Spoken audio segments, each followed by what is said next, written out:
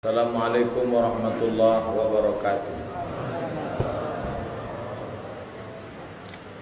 Apa pendapat Ustadz tentang kehadiran Dr. Zakir Naik yang sekarang di Indonesia, menuai pro dan kontra? Yang kontra itu pertama Kristen, karena tidak mau program kristenisasinya terbuka.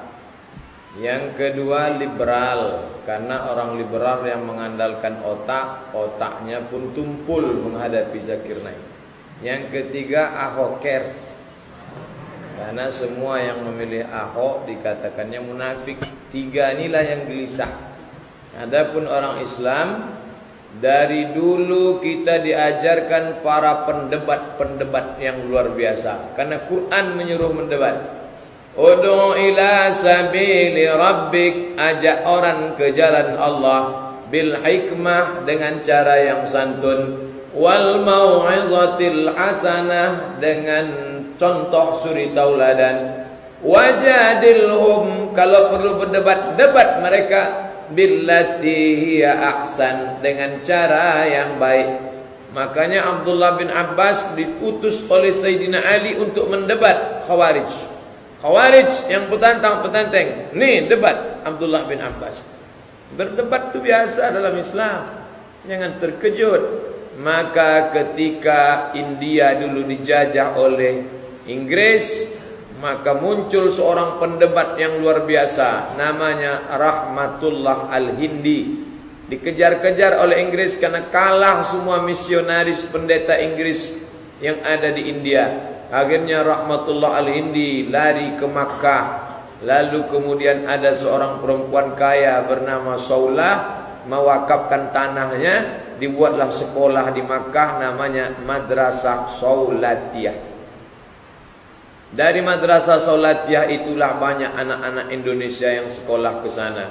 Salah satu dari kitab Rahmatullah Al-Hindi itu judulnya Izharul Haq, tampak kebenaran. Izharul Haq ini dibawa oleh seorang India ke Afrika Selatan. Lalu di Afrika Selatan gencar kristenisasi. Anak seorang tukang garam tiap hari diajak masuk Kristen sama biarawati pastor Katolik. Ayo masuk Kristen, ayo masuk Kristen. Akhirnya anak tukang garam ini membuka buku bapaknya. Nampaknya buku Izharul Haq, dibacanya, dihafalnya. Akhirnya dia jadi ahli debat. Itulah gurunya Zakir Naik, namanya Ahmed Deedat.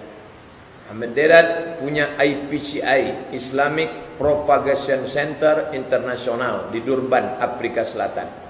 Berilmu cara mendebat, kristologi. Lalu kemudian muncullah yang sekarang ini. Mereka membuat sekolah teologi, berjuta-juta miliar dolar untuk menghasilkan orang yang mau mendebat orang Islam. Allah mau kasih plus. Ini ahli debat bukan dari Saudi Arabia, bukan dari Al-Azhar Mesir, tapi dari negeri yang mayoritas Hindu, dari kampungnya Kucu-Kucu Hotahi. Salah. Jadi yang tak senang itu dalam hatinya ada penyakit kekufuran. Bolehkah kita berzikir dengan Asmaul Husna? Walillahil asmaul husna. Allah punya Asmaul Husna. Fad'uhu biha. Berdoalah engkau dengan Asmaul Husna itu. Kalau tak hafal Asmaul Husna tinggal tengok aja. Ada tertulis. Ya Rahman, Ya Rahim, Ya Malik, Ya Qudus, Ya Salam, Ya Mu'min, Ya Muhaimin, Ya Aziz. Kebetulan pas di depan saya, Ya Ahad, Ya Somad. Boleh tak Pak Ustaz berdoa dengan mengharapkan fadilah?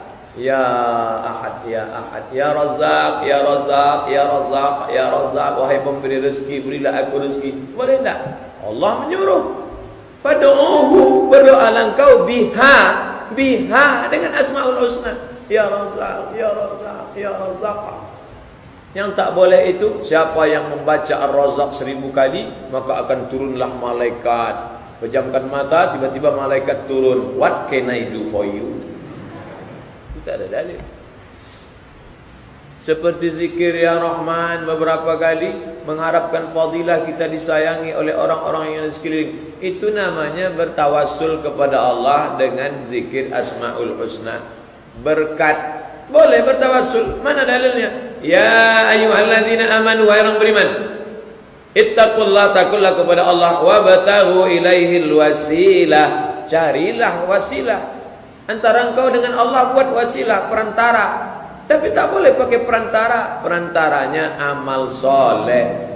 Terjebak 3 orang dalam gua. Ya Allah, berkat sedekahku, bukakanlah pintu gua ini. Terbuka. Itu dalil boleh bertawassul dengan amal soleh.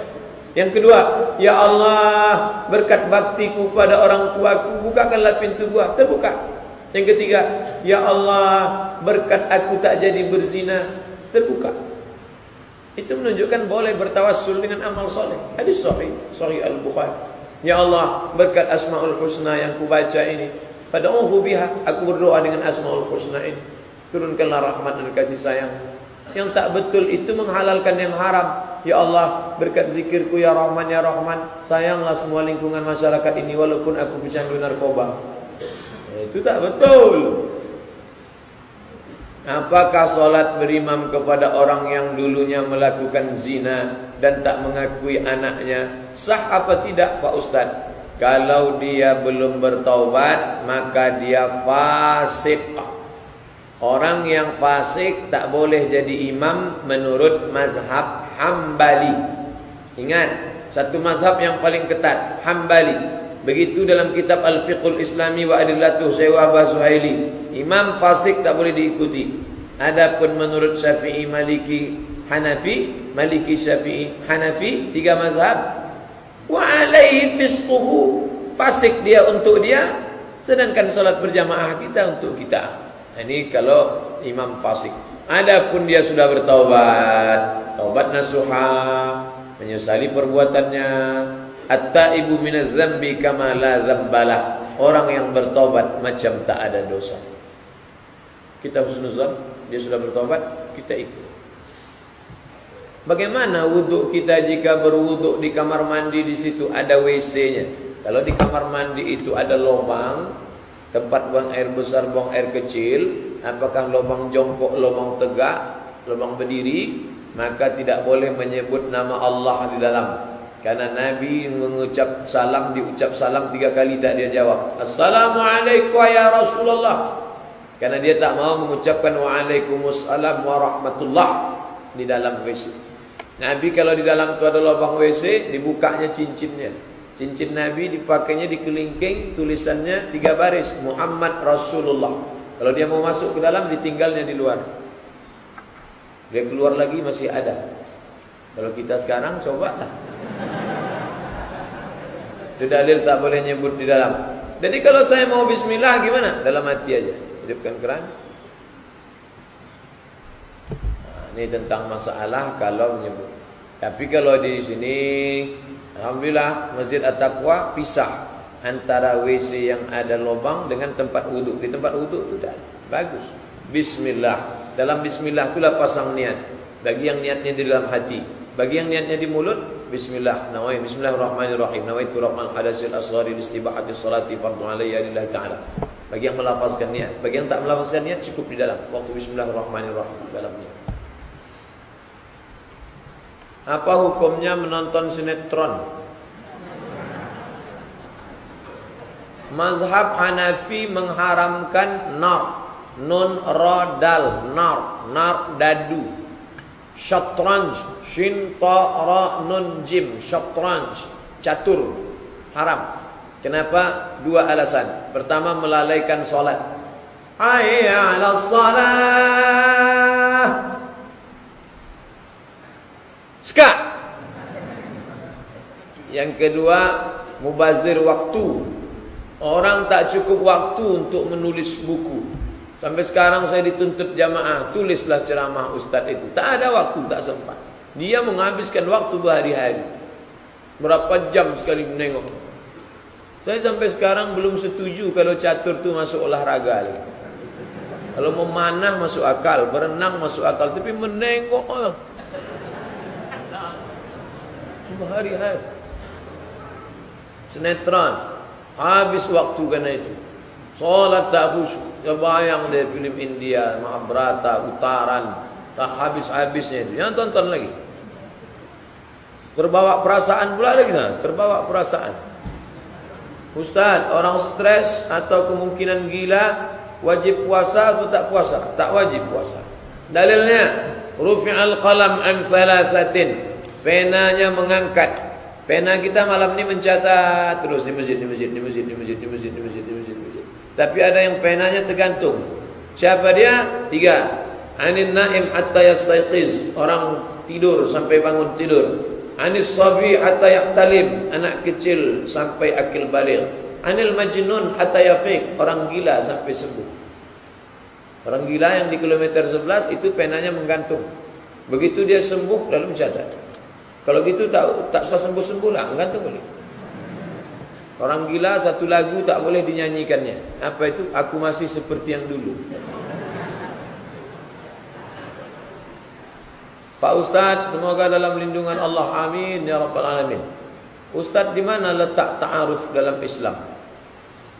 Ta'aruf itu sebelum khitbah, sebelum tunangan. Misalnya antum dalam pengajian ini, pas nanti lalu pulang, sama-sama mau ngambil sendal, dia duluan. Pas mau nengok.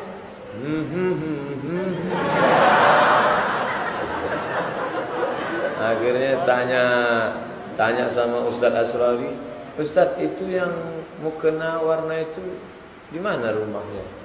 Ini belok kanan, kiri, belok kanan lagi, kiri lagi. Oh. Bisa Ustaz bawakan saya ke sana, insyaallah. Cari orang yang terpercaya, biar jangan menimbulkan fitnah. Setelah sampai ke sana, perempuan itu jangan tahu bahwa dia mau ditengok, karena kalau dia tahu nanti tak jadi, dia malu. Bisa-bisa dia pindah dari air dingin.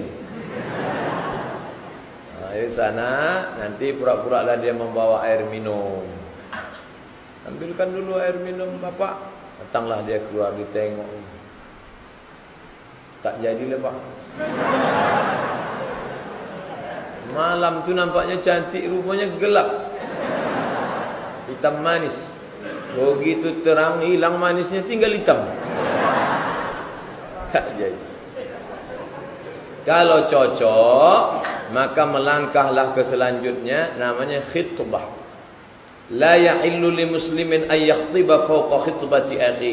Kalau dia sudah dipinang orang, tak boleh dipinang orang lain. Karena nanti akan menimbulkan permusuhan. Kecuali yang pertama itu sudah membatalkan. Jangan terlalu lama, nanti menimbulkan fitnah, banyak setan. Pinang bukan ini, bukan depan. Pinang bulan ini, bulan depan langsung diakad. Akad nikah. Akad nikah.